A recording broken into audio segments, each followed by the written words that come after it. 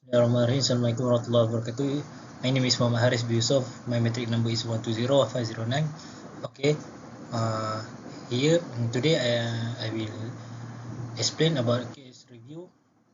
I will present about a case review, which is the case that Nurhawani versus Muhammad Fatil. Okay. First of all, this case is about the claim of the maintenance of the children. Alright. This is the facts of the case. The case was related to claim over the maintenance of the children. Just like what I said before, the plaintiff and the defendant got married on March 8, 2002 in Gombak District, Selangor Darul Ihsan. So then, the plaintiff filed the alimony claim based on the alimony for the 4 daughters in total who are the children of both parties. In the current case, so the plaintiff filed a claim for child support under Section 73 of the Islamic Family Law, State of Selangor in number 2003. Okay, here is the party that involved in this case. So first of all, of course, the plaintiff, which is the Nur Halwani, and the defendant is, which is Muhammad Fatil, 4 children, 3 witnesses of the side of the plaintiff, and two witnesses on the side of the defendant. Okay. The issue involved, which is had a 3 issue. First of all, the number 1 issue is whether the defendant was a person who was liable or not to bear maintenance of a child based on hukum syarak and the law. So, second, the issue is whether the defendant was financially capable of providing the maintenance of the welfare and educational needs of the children. And the last issue is whether the burden of proof in this civil case was equal to that of a criminal case.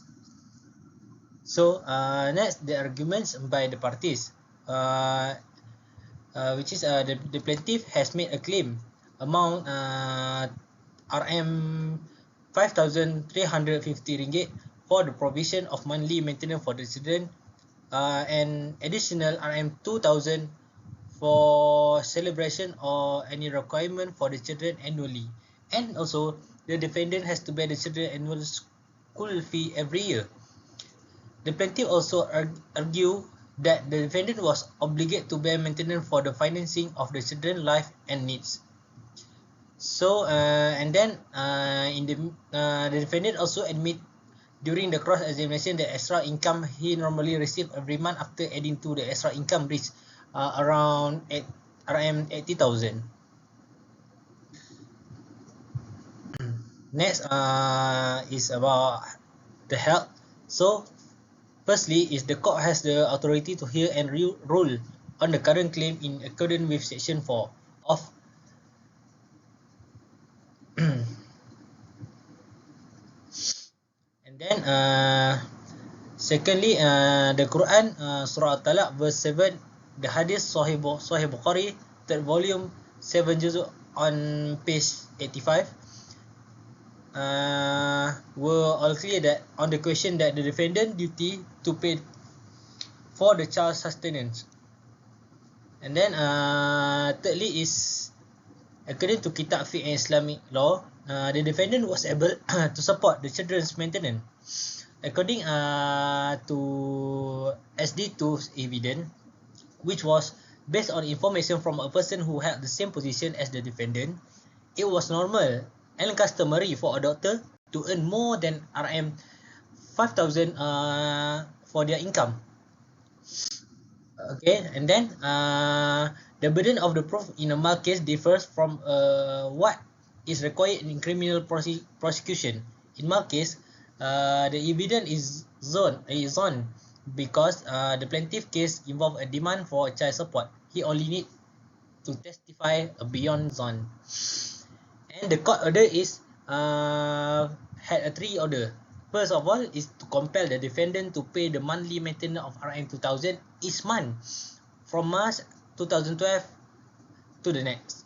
And then the maintenance shall be paid by depositing the defendant monthly income into the plaintiff's CIMB account by the 30th of each month.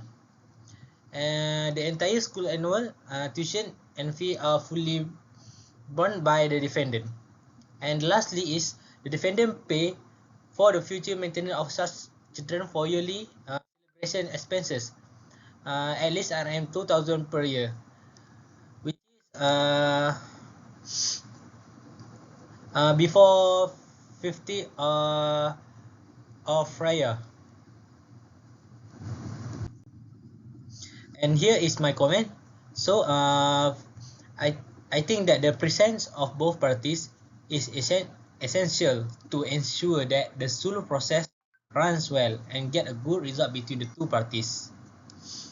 If one of the parties did not come, so the reconciliation process may can be failed to be carried out properly.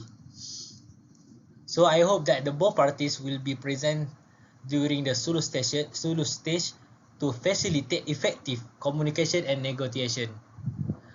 So